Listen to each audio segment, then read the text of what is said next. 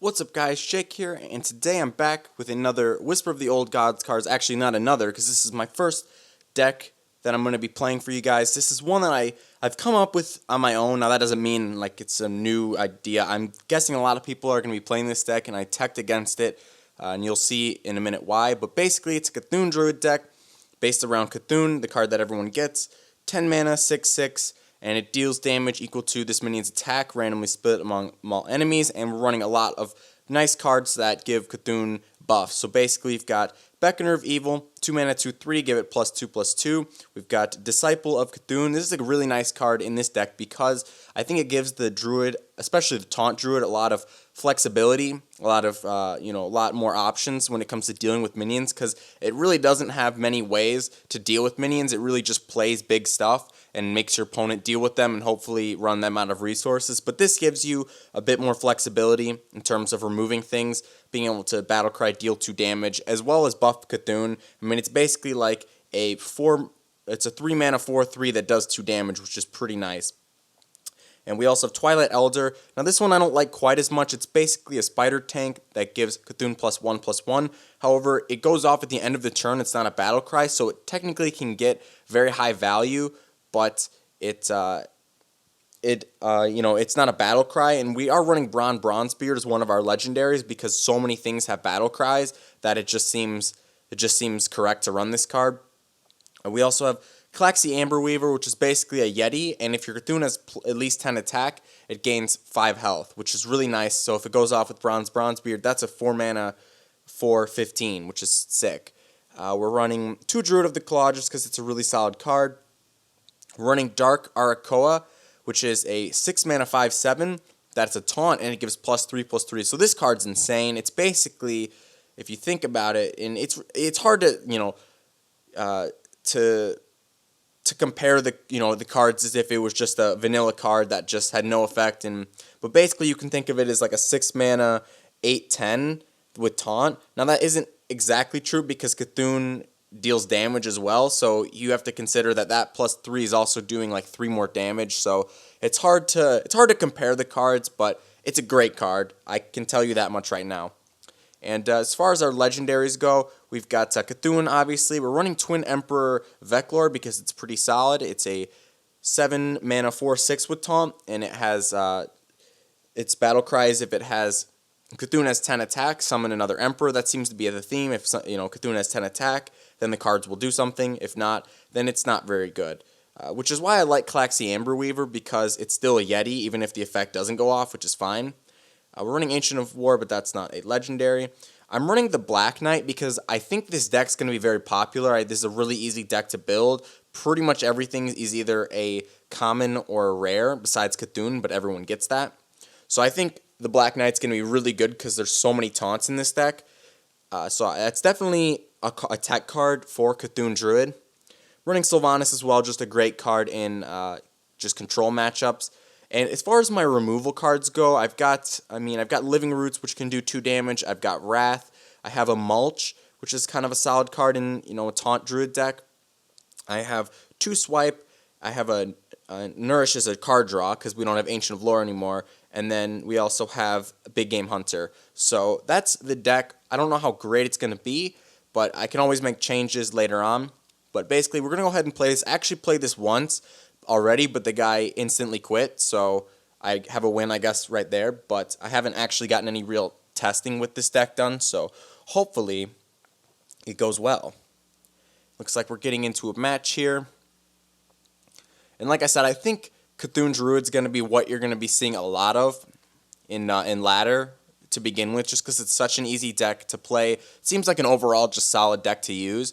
So I'm definitely going to be focusing on that and playing the Black Knight in a lot of my decks, which I like the Black Knight anyway in a lot of different decks. But looks like we're playing against a Shaman. I think mid-range Shaman's going to be very good as well. Not quite as easy to build, but still an overall solid deck. I really don't know all the cards that Shaman has. I mean, I can kind of remember a few of them, but not all at the top of my head. I don't think I need Swipe, but maybe there's a new Shaman card that makes it so I need to keep Swipe. I don't know. This'll all just come with a bit more practice, but I'm really, really excited, if you guys can't tell, for a new set. I haven't been too much into Hearthstone as of late. I've been playing more RuneScape, and speaking of that, I am still playing right now. I'm just cutting trees, but yeah, this is a nice hand, opening hand, I believe. We've got some stuff to work with. I could coin out Beckoner of Evil. I might do that just because, yeah, I think I'll do that. Because I have so many other 2s in my hand that it's not a big deal. And the strength of your Cthulhu is visible to the other player. It's not like it just has a little battle cry effect and then it just happens. It is like transparent, so when it goes off, your opponent can't see what your Cthulhu has. And the only downside of this deck is that your opponent can see right away what you're playing, which is not always great. But let's go ahead and do that, and then hit the face. He's probably playing Flame Juggler since Knife Juggler got nerfed. I have tried Flame Juggler a little bit, I think yesterday, before this set came out, but they released the nerfs. So I have that, I guess. Let's see. If I had one more mana, I could actually just play this, which would be really, really nice, but I don't. So I guess we'll go ahead and can either Wrath and kill one and then, just wait until next turn and then kill the other, or I can just kill this one now and save the Wrath, or I could use the Wrath as well as this and then draw a card as well. I might do that just because card draw is a lot weaker in this deck than Druid previously was, because Ancient of Lore is now not very good. The only card draw I really have is Nourish, so I really need to draw cards whenever possible. So I think that is what I'm gonna do here. It might be a bit of waste in terms of board removal, but it just seems like something I might need to do.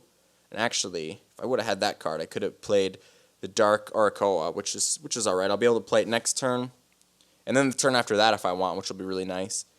Eternal Sentinel, what does this do? Oh, unlock your overloaded mana crystals. That's a nice card. That's a really nice card, actually. Yeah, that's a really sick card there.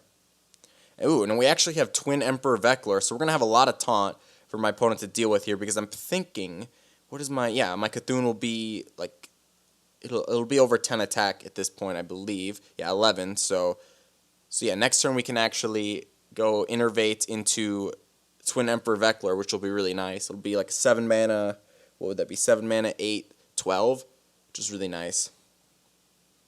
There's a Lava Burst, but now he's overloaded, and basically this deck, I've played this deck tons before. I played it with like Kel'Thuzad previously and just a bunch of taunt cards, Scenaria, stuff like that. Basically, all you're doing is playing a lot of big taunt cards that are hard for your opponent to deal with, and then just run them out of resources, basically. And actually, based on his board now, I'm just going to go ahead and save the Innervate for later and just play this instead. And that way I can just go 5, 6, 7, which will be fine.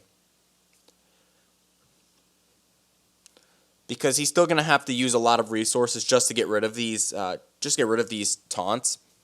And then I can just throw out, my bigger cards, and then he'll have a lot more difficult time dealing with them.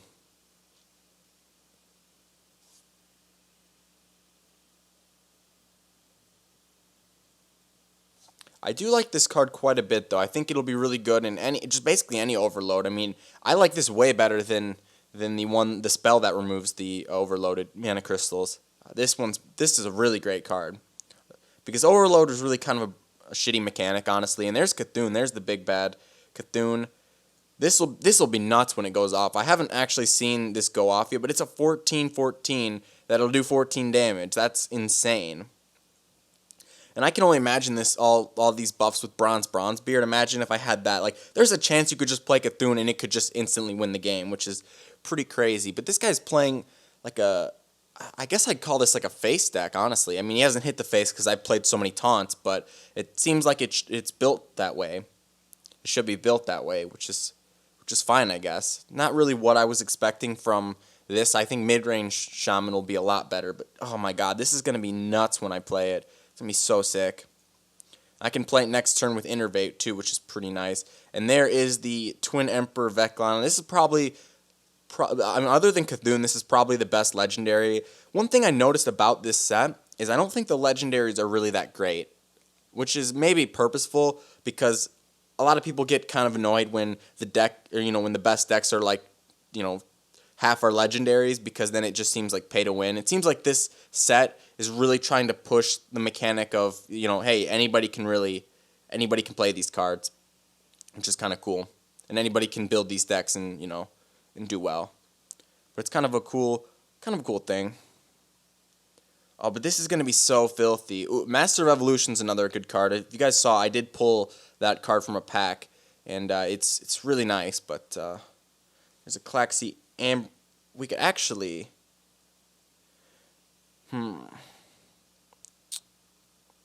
We could make Athuna 15. I don't know if I need to. Because, basically, 15 damage is going to wipe this board completely. So I'm just going to... I don't really need to, because I have more buffs in my hand, but I really want to play it, so I'm just going to do that and just fucking destroy him. I don't know how this is going to work with rope. Have no idea how it's going to work with rope, but I'm guessing, yeah, I can probably hit base here. 14 damage to the face, and that actually lived, which is kind of funny, but that's so sick. I love how fast that was. That was really nice. That was really nice. I love that. There's a 14-14 on the fuck. Look at that shit. That's so good. Good lord. Jesus. That's freaking nuts, dude. What can he even do? I'm not going to overextend because I don't know what he has, but I'm going to just... Holy hell, dude. Hit the face. That's nuts. Yeah, this card's fantastic. I'm almost more happy about the animation than I am about the actual, what it actually accomplished. Just because I thought this would be really, really stupid with rope. But I think they worked a lot on making it so this guy just loses. This is just a lose. Holy cow. Yeah, you're not going to want to play face decks against this deck, because this deck's nuts, dude. Obviously that guy's deck wasn't, let's be honest, it wasn't good. And let's open up these packs real quick. But wow, I'm really jazzed about this card, honestly. The effect was so nice, though. It didn't take up any time at all. I thought, if you're at rope and then you play it, it'll just be shit.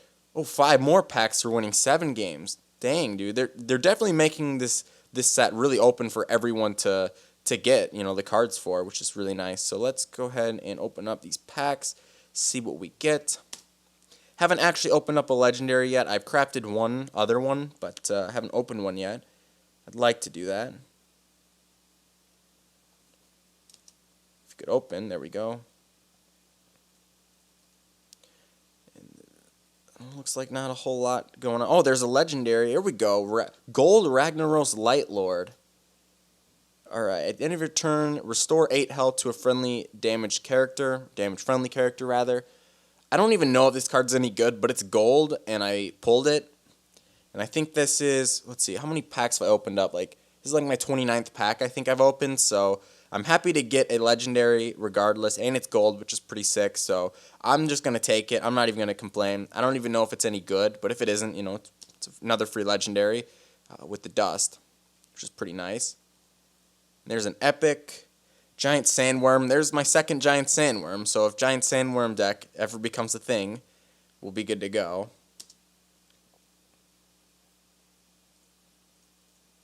There's another epic. Another giant. God damn it. What the fuck? Okay, there's my third giant sandworm. And it's in the same spot as well, obviously. Jesus. Can we go Can we go for a third giant sandworm? Oh no, darned.